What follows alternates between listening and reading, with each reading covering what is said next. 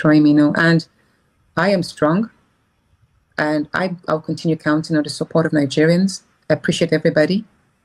I appreciate the prayers, and yes, I'm not afraid of what will happen, even though I'm concerned that the whole federal government, as a body, as a sovereign entity, will reduce itself to use taxpayers' money to further witch hunt an individual who doesn't have a track record of no criminality. I have never been arrested by the police. I have never been charged to court for anything wrong, illegal. I am also aware that in the course of this whole happenstance, that they were digging up to find out whether they could initiate an EFCC case against me, maybe for embezzlement of funds, but they found me clean, and I'm so proud.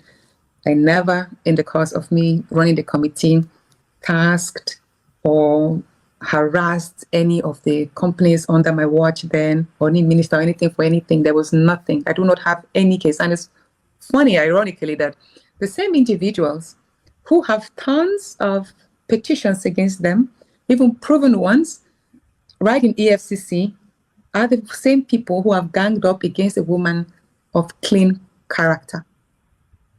And for those who think that they could scandalize me because of my past marriages, listen, yes, I've been married twice before my husband now.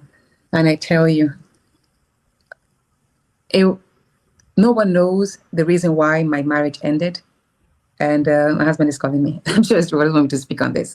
Okay, but it's okay. Let me just say this. Let me round up.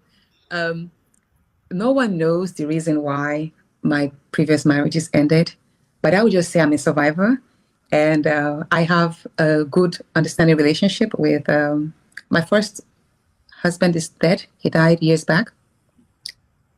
And my second, I have a good relationship with him and the kids. And as a matter of fact, in the course of my elections, his family supported me greatly. And because he's from Okene local government, and his family supported me. So if I was a bad person, then I don't think I'll be lucky enough to have a man as good as my husband now. And I love him dearly. I support him. Alema of Warrior Kingdom.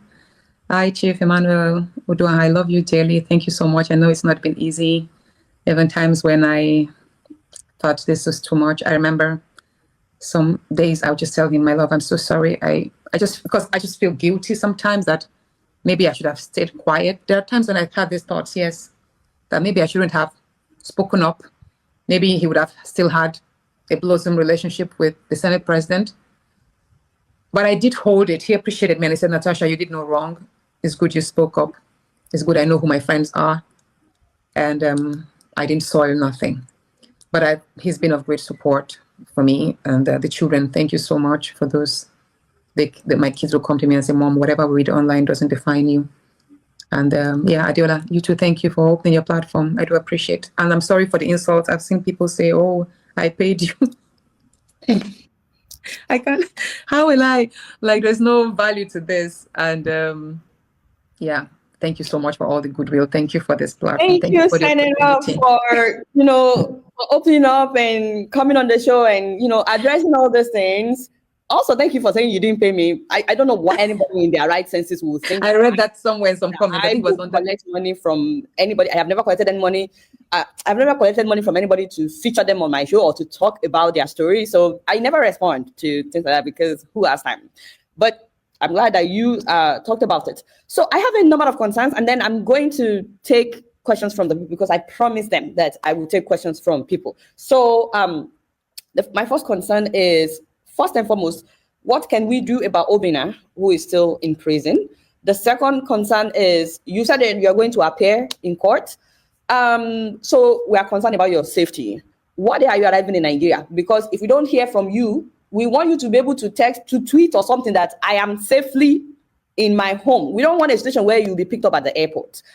What day are you arriving in Nigeria? You don't need to tell us the time, but we will be looking at the clock. If we don't hear if we don't get a tweet from you by maybe Monday afternoon or Tuesday afternoon or something, we just want to be able to follow you bumper to bumper as Nigerians who are worried about your safety. So number one, what can we do about Obinna that is still being detained? And number two, what are you arriving in Nigeria, and do you promise to tweet or something, carry us along on your social media platforms that I have safely arrived in Nigeria, or I'm on my way to Nigeria or something, just so that if we don't hear from you, we will know if you've been picked up at the airport, because we don't want that kind of situation.